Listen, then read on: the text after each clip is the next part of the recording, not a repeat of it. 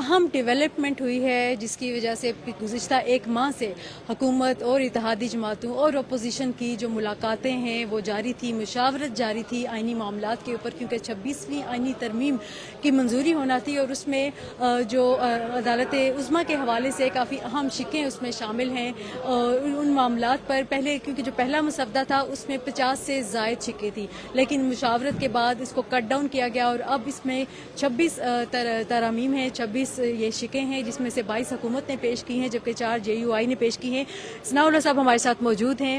اہم ڈیولپمنٹ ہوئی ہے، سینٹ سے بل منظور ہو چکا ہے، اب قومی اسمبلی میں جائے گا، تو اب آپ کیسے دیکھتے ہیں جو یہ ڈیولپمنٹ ہے اور یہ جو مولانا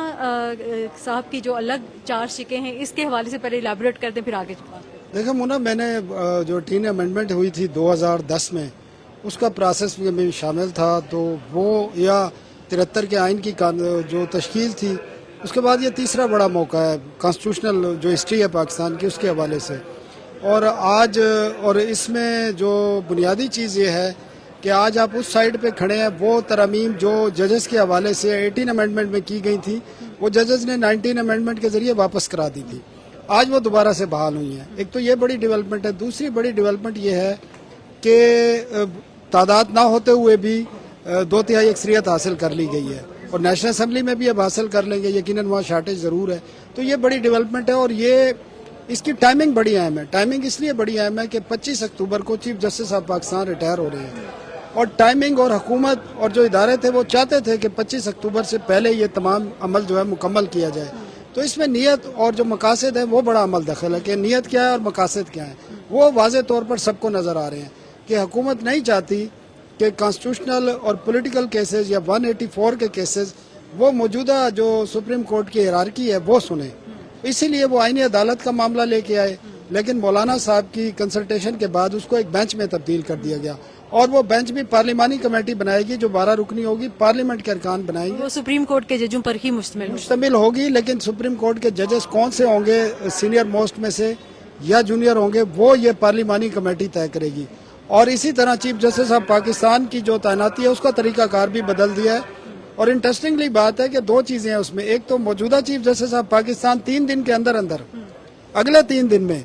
وہ 3 نام بھیجیں گے، مطلب چیف جو فائز عیسیٰ ہیں چیف جسٹس، ان کو ایک یہ موقع دیا گیا ہے، لیکن اس کے بعد جب تعیناتی ہوگی اس میں 14 دن کا ٹائم ہوگا، پھر کہ 14 دن پہلے چیف جسٹس کی ریٹائرمنٹ جو ہوگی 3 سال کی مدت جو رکھی ہے اس سے پہلے یہ نام بھیجیں گے۔ اچھا، جو چیف جسٹس جو نام بھیجیں گے وہ پہلے 3 سینئر ہی ہوں گے نا؟ ایسا تو نہیں ہے کہ وہ کوئی بھی 3 نام بھیج سکتے ہیں؟ نہیں، یہ اس میں نہیں ہے کہ، لیکن وہ سینئر موسٹ کا اس میں لفظ یوز کیا گیا ہے، تو بنیادی یہی ہے کہ 3 سینئر موسٹ ہی ہوں گے۔ اب آپ کو پتا ہے وہ کون ہے، منصور علی شاہ صاحب بھی ہیں، منیب اختر بھی ہیں، اور اس کے بعد یحییٰ آفریدی بھی ہیں۔ تو اب اس پارلیمانی کمیٹی 2/3 اکثریت سے طے کرے گی کہ کس کو بننا چاہیے، جس طرح باقی ہمارے یہ پرائم منسٹر کو جاتے ہیں بعض نام اداروں کے ہیڈز کے حوالے سے، تو وہ طریقہ کار اختیار کیا گیا ہے جیسے آرمی چیف کی تقرری ہوتی ہے۔ جی، لیکن اس میں بنیادی عمل نیت کا ہی ہے، اور اس کے ذمہ دار ججز بھی ہیں، کیونکہ ججز نے ایک اس قسم کا تاثر پیدا کر دیا تھا۔ آپ دیکھیں نا، ہم لوگ